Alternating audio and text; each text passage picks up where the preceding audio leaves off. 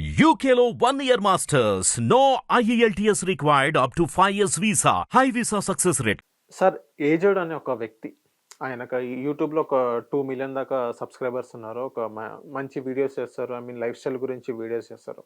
So AZ అనే వ్యక్తి మొన్న ఒక వీడియో అనేది పోస్ట్ చేయడం జరిగింది. ఏదైతే చంద్రబాబు నాయుడు గారు ఏదైతే 100 రోజుల పరిపాలన గురించి ఒక 3 క్వశ్చన్స్ అడగడం జరిగింది. ఇదే 3 క్వశ్చన్స్ అనుసారంగా అదే వీడియోలో ఫస్ట్ ఏం చేశారంటే ఒక క్వశ్చన్ వేశారు. ఏదైతే ఇసుక ఏదైతే ఉందో ఫ్రీ అని అన్నారు. గత ఏదైతే జగన్మోహన్ రెడ్డి గారు ఏదైతే ఇసుక రేట్స్ ఉన్నాయో ఇప్పుడున్న రేట్స్ కొంచెం మ్యాచింగ్గా ఉన్నట్టుగా క్వశ్చన్ చేశారు. అది కాకుండా ఇంకో 3 క్వశ్చన్స్ వేశారు. ఫస్ట్ క్వశ్చన్ ఏంటంటే సూపర్ 6 అనేది ఏది, ఎక్కడ, ఆ హామీలన్నీ ఎటైపోయినాయి.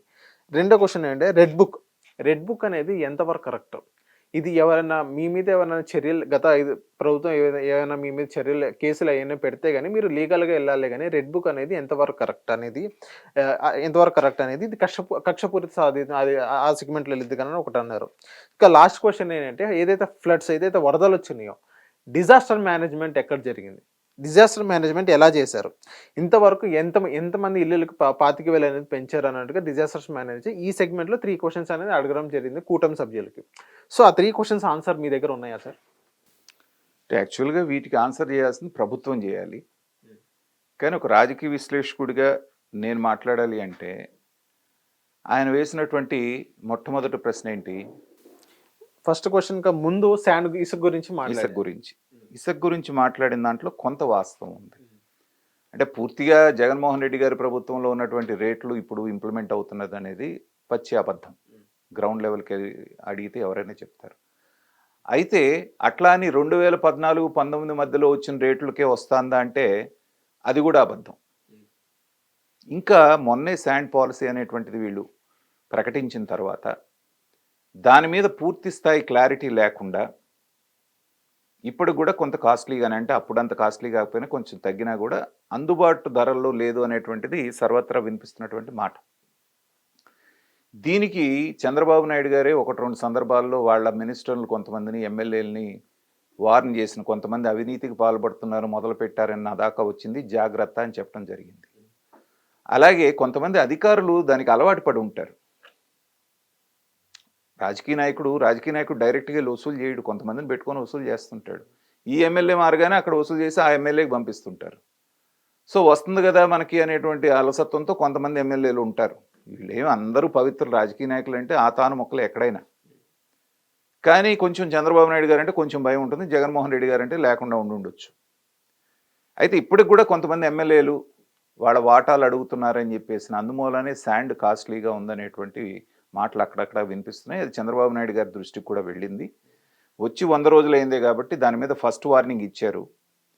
ఇంకా కూడా తగ్గలేదు అంటే ఖచ్చితంగా చర్యలు తీసుకుంటారనేటువంటిది నేనైతే భావిస్తున్నాను.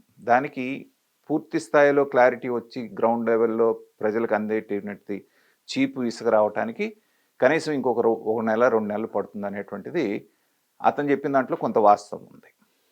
ఇంకోటి ఏంటంటే ఫస్ట్ క్వశ్చన్ ఏంటంటే సూపర్ 6 హామీలు ఎక్కడ, అసలు ఎన్ని, అందులో ఎన్ని చేశారు అన్నట్టుగా క్వశ్చన్ చేశారు. ఈ క్వశ్చన్ చేసినటువంటి వ్యక్తే ఇతను ప్రతిపక్షాలకు కూడా వేస్తూ ఉంటాడు. ఏది ప్రశ్నలు, ఏది వీళ్ళకి అధికార పక్షానికి 3 అంటాడు, వాళ్ళకి 3 అంటాడు. ఆ 3లో ఇతను అడగాల్సింది ఏంటంటే, మీ 2019 జూన్లో అధికారంలోకి వచ్చి 2020 జూన్లో మీరు అమ్మఒడి ఇచ్చారు కదా, మరి మీరు సంవత్సరం రోజులు తీసుకొని చంద్రబాబు నాయుడు గారు రాగానే 3 నెలలు కాకుండానే మిగతా పథకాలన్నీ ఎందుకు అమలు కాలేదని అడుగుతున్నారో తప్పు కదా అని ఈయన మాట్లాడి ఉంటే అతను వేసిన ప్రశ్నకి కొంతవరకు శాంటిటీ ఉండేది. ఎందుకంటే రాష్ట్రం అప్పులు కుప్పైపోయి ఖజానా ఖాళీ అయిపోయినప్పుడు వీలుగా ప్రధానమైన పథకాలు ఏవైతే ఉన్నాయో వాటి మీద కాన్సన్ట్రేట్ చేశారు ఈ 3 నెలల్లో. ఒకటి పెన్షన్, వికలాంగులు, వితంతువులు, వృద్ధులు వీళ్ళకి అవసరం కాబట్టి ఫస్ట్ అన్నమాట ప్రకారంగా 3,000 ఏదైతే జగన్మోహన్ రెడ్డి గారు సాధ్యం కాదు 4,000 ఇవ్వటం, నేను 500 మాత్రమే పెంచుతాను, అది కూడా 2028-29 అన్నారు చూస్తారు, అది కాదు మేము ఇస్తామని ప్రూవ్ చేశారు. నెల 1వ తారీఖు నాడు ఇస్తున్నారు. అన్న క్యాంటీన్లు తెరిపిస్తామన్నారు, తెరిపించారు. ల్యాండ్ టైటిలింగ్ యాక్ట్ రద్దు చేస్తామన్నారు, రద్దు చేశారు. ఉద్యోగాలు భర్తీ చేస్తామన్నారు, 16,000 ఉద్యోగాలు చేశారు. ఇలా మొదలంటూ పెట్టారు. సో అన్నప్రాసన నాడే ఆవకాయ తినిపించినట్టుగా అధికారంలోకి రాగానే అన్ని పథకాలు ఒకేసారి చేయటం అనేటువంటిది ఏ ప్రభుత్వానికైనా సాధ్యమా? కొంత టైం ఇవ్వాలి. ఒక 6 నెలల పాటు నుంచి సంవత్సరం రోజులు టైం ఇస్తే రేపు దీపావళి నాడు ఫ్రీ బస్సు మొదలు పెడతామంటున్నారు. అలాగే అమ్మఒడి, రైతు భరోసా ఒక్కొక్కటి వరుసగా వస్తాయి.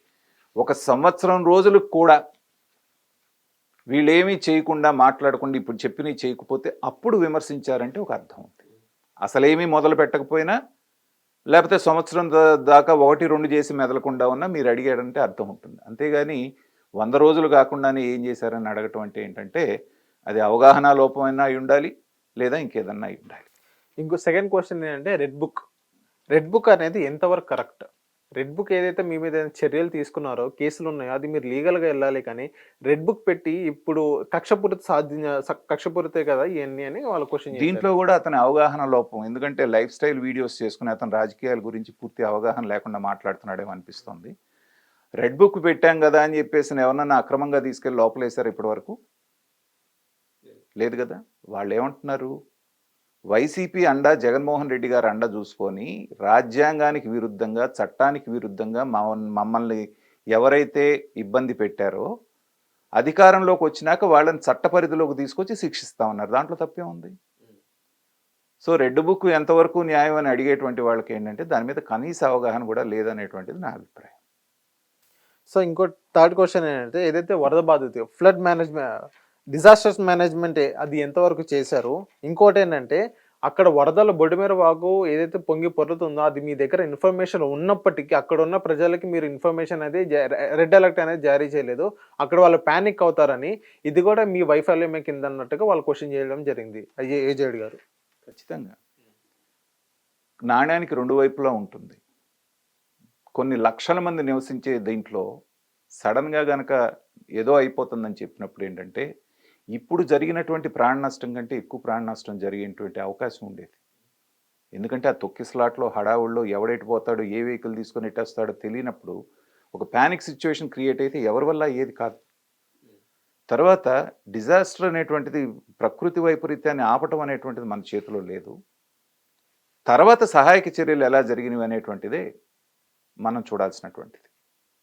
ఒకవేళ అలర్ట్ చేయటంలో ఆగినా కూడా ఏంటంటే దీనికంటే పెద్ద డ్యామేజ్ జరిగే అవకాశం ఉన్నది కాబట్టే అక్కడ ఆగారనేటువంటిది వాళ్ళు ఇస్తున్నటువంటి వివరణ. పైగా గంటల వ్యవధిలో ఇంతమందిని ఎవాక్యువేట్ చేయటం అనేటువంటిది కూడా కష్టమైనటువంటి వ్యవహారం అనేటువంటిది. అక్కడ ఏదైనా ఉంటే కొంత లోపం ఉండొచ్చు. కానీ తర్వాత ఆదుకున్నటువంటి పద్ధతి, ఇన్సూరెన్స్ కంపెనీలన్నింటినీ ఒక చోట తీసుకొచ్చి ఎప్పుడూ చరిత్రలో జరగనటువంటి విధంగా దాని గురించి మాట్లాడటం లేదు. అక్కడ జరిగింది అంటే దాని గురించి ఏంటంటే ఇంటెన్షనల్గా గవర్నమెంట్ని పాయింట్అవుట్ చేయడానికే చూస్తున్నట్టుంది. కానీ పాజిటివ్ సైడ్ చూడటానికి అతను ఇష్టపడ్డట్టుగా అనిపించట్లేదు. అది ఎలా జరిగిందనేది ప్రజలందరికీ తెలుసు కాబట్టి దాని మీద మనం ప్రత్యేకంగా ఎక్స్ప్లెయిన్ చేయాల్సిన పని లేదు. Thank you sir. Hit TV app ని డౌన్లోడ్ చేసుకోండి. ఇందులో short news, live news, entertainment movies అన్ని అవైలబుల్ గా ఉన్నాయి. Please download hit TV app. Hit TV యాప్ని ఫ్రీగా డౌన్లోడ్ చేసుకోండి.